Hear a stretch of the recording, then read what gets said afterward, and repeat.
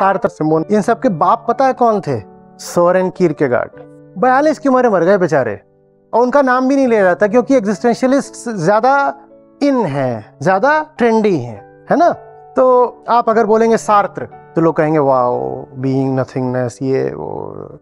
पर आप सोरेन बोलेंगे तो लोग कहेंगे वो जीवन भर दुख, गिल्ट, इन चीजों से जूझते रहे, क्योंकि वो पैदा ही हुए थे एक ऐसे घर में, वो बहुत रिलीजियस घर में पैदा हुए थे, जहां उनके बाप को हर समय लगता रहता था कि किसी पाप का, अपराध का साया है उनके घर पर, और घर में लगातार एक ग्लूम का, मनहूसियत का माहौल रहता था।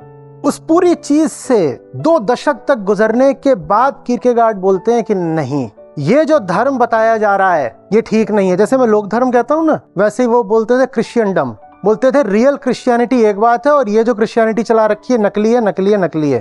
फिर उन्होंने जो बात कही वो जा करके आपके एग्जिस्टेंशियलिस्ट्स की बात का आधार बनी। हालांकि कीरकेगार्ड की बात को लेके उन्होंने उसमें से क्रिश्चियनिटी निकाल दी सारी, उसको बिल्कुल सेकुलराइज कर दिया।